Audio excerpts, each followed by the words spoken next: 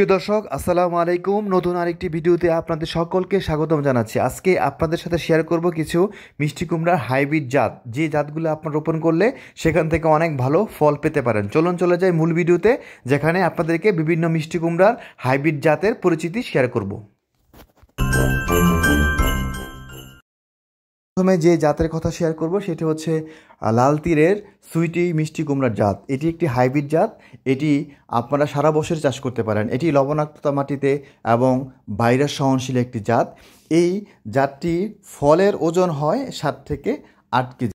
এই জাতটি রোপণ করলে 75 দিন থেকে 80 দিনের মধ্যে আপনারা ফলন পাবেন এবং আপনারা এই জাতটি সারা বছরই চাষ করতে পারবেন এবং প্রতি একর জমি থেকে আপনারা 18 থেকে 20 টন আপনারা ফল পেতে পারেন এই জাত থেকে।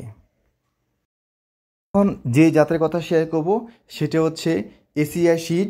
এটি ঢাকা 1। আপনারা এটি ফল চ্যাপ্টা গোলাকার, বীজ বপনের 75 থেকে 80 দিনের মধ্যে আপনারা ফসল সংগ্রহ করতে পারবেন। গড় ওজন হয় 5 থেকে 8 কেজি। এখন যে জাতটি শেয়ার করব সেটা হচ্ছে F1 হাইব্রিড মিষ্টি কুমড়া ওয়ান্ডার বল। এটি আপনারা সারা বছরই চাষ করতে পারবেন। এটি ফসল সংগ্রহের সময় হচ্ছে 85 দিন থেকে 90 দিন।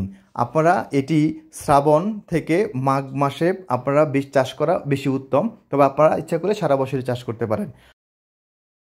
এখন আপনাদের সাথে ছোট আকৃতির কিছু মিষ্টি কুমড়ার জাত যেগুলো অনেক ধরে সেগুলো শেয়ার করব। প্রথমে আপনাদের ব্ল্যাকস্টোনটা একটি মিষ্টি কুমড়ার হাইব্রিড জাত। এটি ভাইরাস এবং ঝলসে যাওয়া রোগ থেকে অনেক সহনীয়।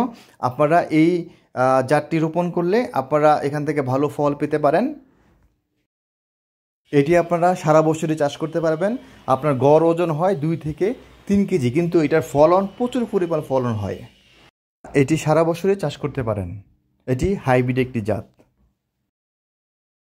একটি জাত আপনাদের ম্যাজিক বল, F1 হাইব্রিড মিষ্টি কুমড়া ম্যাজিক বলটি আপনারা চাষ করতে পারেন। এটি আপনারা 80 থেকে 85 দিনের মধ্যে আপনারা ফসল সংগ্রহ করতে পারবেন। ভাদ্র থেকে মাঘ মাসে আপনারা সেটি চাষ করতে পারবেন।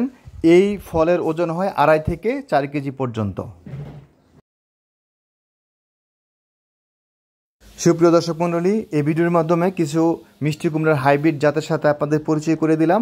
আমার ভিডিও যদি আপনাদের কাছে ভালো লেগে থাকে আমার চ্যানেলটিকে সাবস্ক্রাইব করে পাশে থাকা বেল বাটনে ক্লিক করে রাখুন, যেন পরবর্তীতে নতুন নতুন ভিডিও সবার আগে পেতে পারেন। ধন্যবাদ সবাইকে আমার ভিডিওটি দেখার জন্য।